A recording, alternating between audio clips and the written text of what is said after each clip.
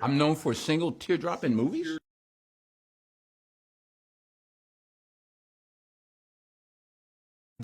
My wife stands off camera and she slaps the taste out of my mouth. They say rolling and she starts winding up. Speed, camera, and I start lifting my chin up like that. And action, she, pow! She slaps me. I tear. That's, you actually got the real scoop. Right on action.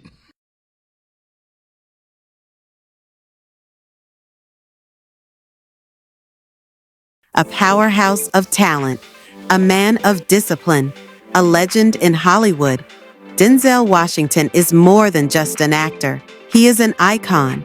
From his breakthrough in the 1980s to becoming one of the most respected figures in the industry, his journey has been one of determination, triumph, and resilience. But behind the fame lies a story of hard work, family devotion, and personal challenges. This is the story of Denzel Washington, his rise, his struggles, and his enduring impact on film and beyond. Denzel Hayes Washington Jr. was born on December 28, 1954, in Mount Vernon, New York. His father, a Pentecostal minister, and his mother, a beauty salon owner, instilled in him a sense of discipline and faith. But life wasn't always easy. After his parents divorced when he was 14, Denzel's path could have taken a different turn. To keep him out of trouble, his mother sent him to a private school, where he discovered his love for performing. The street I grew up on is on the borderline of Westchester and the Bronx. The south side of Westchester was a lower and or middle class neighborhood. I guess my father or other folks from his generation, that was their a dream fulfilled, to get a house with a piece of grass and, car in the driveway. My mother was very aggressive and talkative. I think I got a lot of that from her. My father was a powerful, big guy, but really a gentle man. And he was a minister. I was never asked to go here and preach. I was told, I grew up in a boys' club. Now it's called the Boys and Girls Club. In high school, I played football. I was a quarterback. I played baseball. I played football and basketball in college. I didn't know what I wanted to do. I took a course called Chordate Morphogenesis, which convinced me that biology wasn't for me, or chemistry. Then I moved into political science, thought I'd become a lawyer. Then I started studying journalism. I think I was working my way toward the arts. I worked at a YMCA camp, and we put on a show for the kids. And I got up there and started making up rhymes, and someone said, you ever thought about being an actor? That you seem to have a knack for that. And I had never thought about it. But I was flunking out of school and had a 1.7 grade point average, so they were going to allow me back into school that fall, and I transferred into their theater department. I was aware of the coincidence that my first two roles were roles that Paul Robeson made famous, Othello and The Emperor Jones. Bob Stone was the English teacher at Fordham when I did Othello, and he had done Othello with Paul Robeson. Othello was the M-O-O-R, the Moor of Venice. He said, the less, the more. And I never forgot that. Less is more for an actor. That doesn't mean you're not doing anything, but I just took that approach. Denzel initially considered a career in medicine, but fate had other plans. While studying at Fordham University, he took an acting class on a whim, and everything changed. He honed his craft at the American Conservatory Theater in San Francisco, paving the way for his transition to professional acting. His early days were filled with small roles in theater and television, but soon Hollywood came calling. Denzel's big break came in 1982 when he landed the role of Dr. Philip Chandler on the hit medical drama Saint. Elsewhere, for 6 years, he was a familiar face in American households, but his ambitions stretched far beyond television. Hollywood was waiting, and it didn't take long for him to make his mark. He's my son, Ben. Let me go.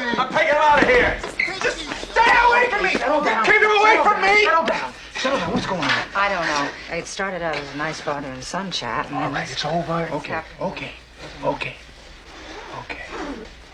In 1989, Denzel delivered a career-defining performance in Glory, portraying Private Tripp, a former slave-turned-soldier in the Civil War.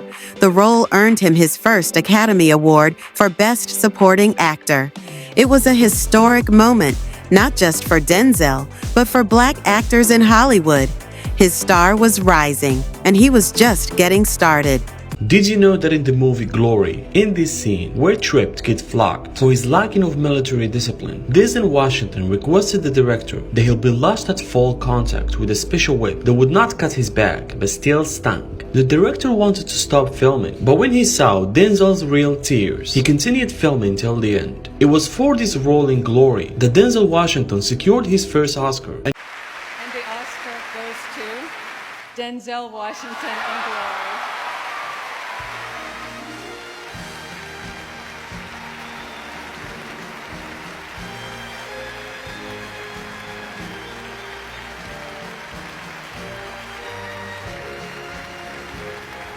Oh, thank God I get to use this. 45 seconds, right.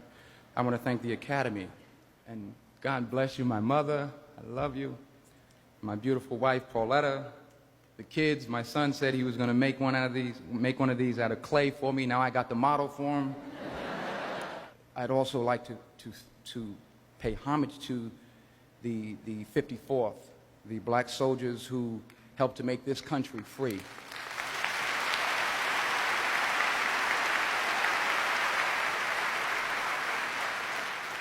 I thank God.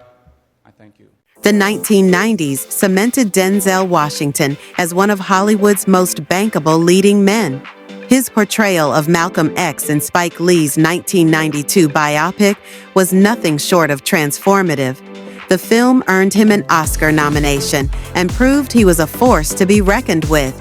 He followed it up with powerful performances in The Pelican Brief, Philadelphia, and Crimson Tide. Denzel wasn't just a star, he was redefining Black excellence in Hollywood. Is the sheep preaching hate when he says, I'm not going to let the wolf eat me anymore? If the wolf comes in here, next time he comes in here, I'll do whatever I have to do to keep him off my back. Is the sheep violent or is the wolf the violent one? He wasn't teaching hate, he was teaching common sense. You know, somebody's knocking you over the head, stop them. Do whatever you have to do to stop them. You know, the ones that were knocking him over the head were afraid of the fact that he might swing back, so they said, no, he's teaching hate, he's violent. In 2001, Denzel Washington made history. His portrayal of the corrupt yet charismatic detective Alonzo Harris in Training Day earned him the Academy Award for Best Actor. He became only the second Black man in history to win in that category, following in the footsteps of Sidney Poitier. The moment was groundbreaking, but for Denzel, it wasn't about the awards, it was about the work. Denzel, before you leave, can you hit us off with that King Kong line? King Kong, I'm putting cases on all you. I'm putting cases on all you bitches. Can you curse on? You can't curse on it, can you? No, you can't. I'm putting cases. You'll be playing basketball in Pelican Bay when I get shoot program. You motherfuckers will be playing basketball in Pelican Bay. 23-hour lockdown. You think you can do this to me, Shaq? You think you can do this to me? You think you can do this to me? Oh, my God. I appreciate you, brother. Well, you got it. Man. You got it. My man.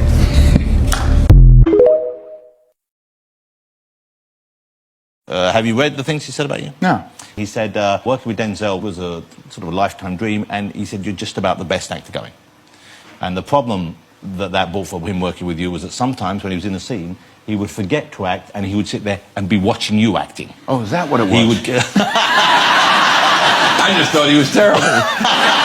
No. The Oscar goes to I Love My Life, Denzel Washington.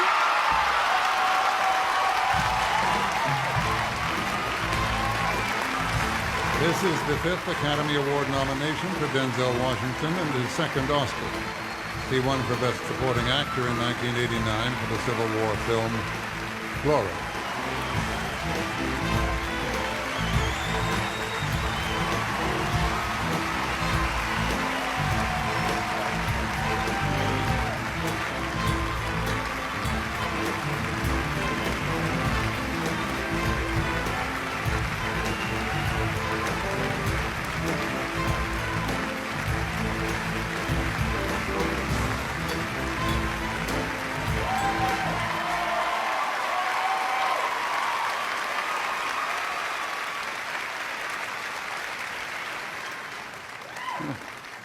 Two birds with one night, huh? Oh, God is good. God is great. God is great. From the bottom of my heart, I thank you all. 40 years I've been chasing Sydney. They finally give it to me. What they do? They give it to him the same night. I'll always be chasing you, Sydney. I'll always be following in your footsteps. There's nothing I would rather do, sir. Nothing I would rather do. God bless you. God bless you. Wow. Oh, I want to thank the Academy. You know, when I was in college, first starting out as an actor, they asked each one of us what we wanted to do. I said, I want to be the best actor in the world. All the students in the classroom looked at me like I was a nut. Life has taught me to just try and be the best that I can be. And I thank the Academy for saying to me that on this given night, I was the best that I could be. I want to thank Warner Brothers and Alan Horn and Lorenzo de Bonaventura for supporting this film, and Antoine Fuqua. Denzel didn't just want to act. He wanted to tell stories. In 2002, he made his directorial debut with Aunt Wone Fisher, a deeply personal film about trauma and redemption. He later directed The Great Debaters and Fences, which earned him another Oscar nomination. His impact behind the camera proved just as powerful as his performances on screen. Despite his Hollywood fame, Denzel Washington has always been a devoted family man. He married Pauletta Pearson in 1983, and together they have 4 children. In an industry notorious for broken relationships, their marriage has stood the test of time. Denzel credits his strong faith and values for keeping his family grounded.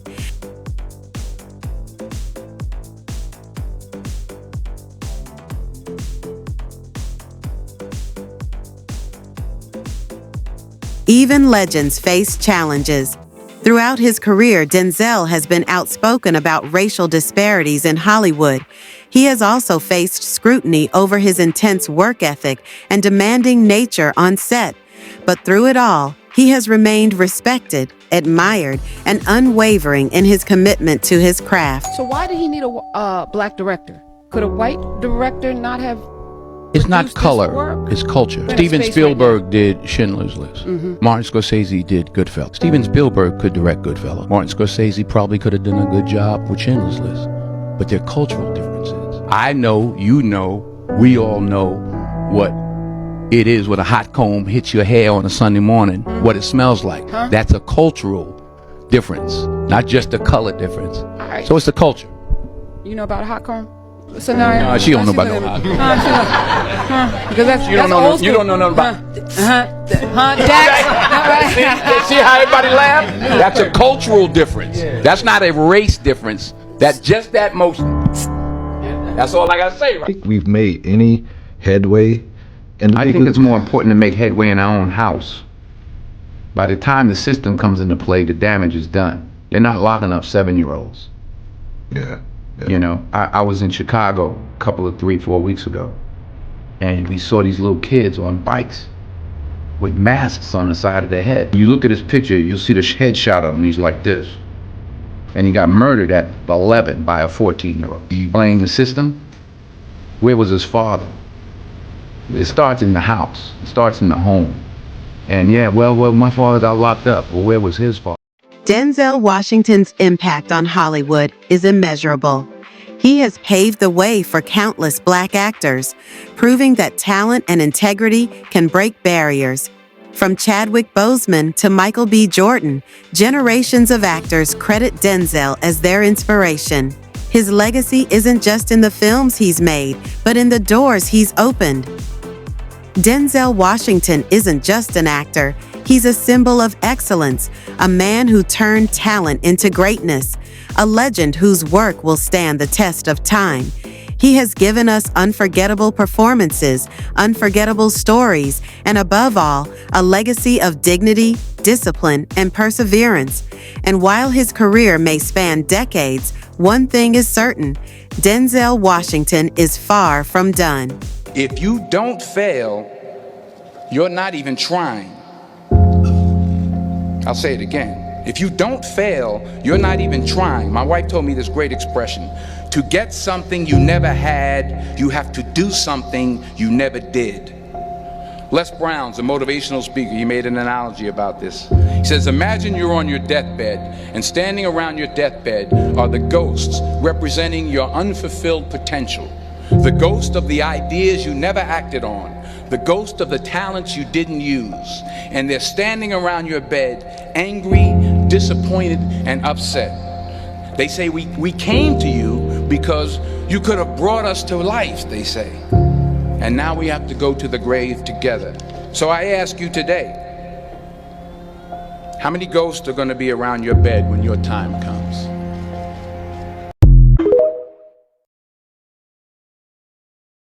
Without commitment, you'll never start. But more importantly, without consistency, you'll never finish. Ease is a greater threat to progress than hardship.